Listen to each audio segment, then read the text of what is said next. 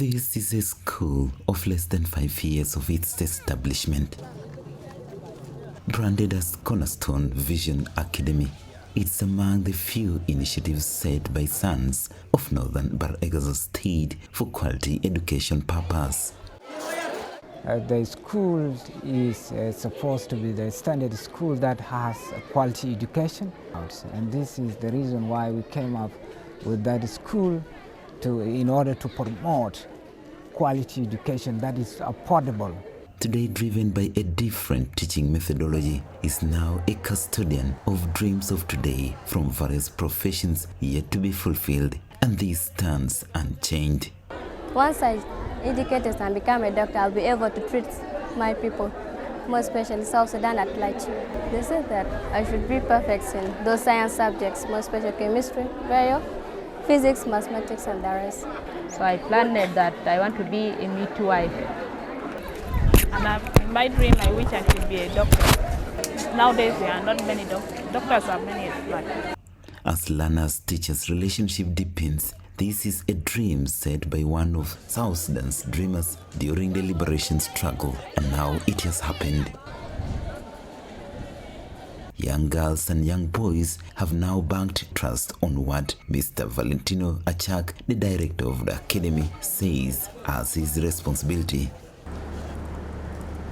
I was educated in the bush, and as a result, I had the opportunity to land in an environment where kids had very little to acquire education. We did not have enough exercise books. We did not have classrooms. We were taught under trees. And fortunately, a number of kids who were exposed to that educational environment ventured to become Ivy Leagues graduates and doctors and medical doctors, and that really inspired me that getting education doesn't only have to do with money, it has to do with courage and being given an opportunity. Observe the head region, what did you find? The inclusion of the practical classes as a teaching methodology non-examined in South Sudan is said to be essential in building a deeper understanding of theoretical lessons. The teachers in the school believe this is the foundation of a wider ethical understanding and deeper reflection of subjects, especially for science classes. You'll find now the challenges become bigger because sometimes you end up finding yourself teaching an abstract ideology to a student. They don't understand what it is unless they are able to see something. If you talk about gravitation, they may think maybe that is another planet or something. Find a student is completely thinking about something else, not even in relation to what you're teaching. If I had a chance to talk to the Ministry of Education and General Instruction, I would advise them to bring the practical aspect of the examination in their setup. Why so? When we only do theory, these kids are not able to go and do the practical aspect if they go for their courses in future. Because there is no way that a kid is going to have a retention of the knowledge that he or she learned in the theory without doing the practical aspect.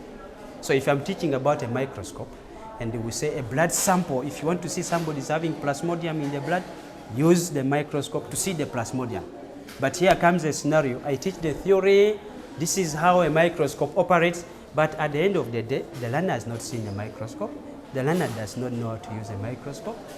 Surgical lessons like these, less practiced in most schools, are said to be essential to the students in proving a theoretical analysis in a subject for a deeper understanding.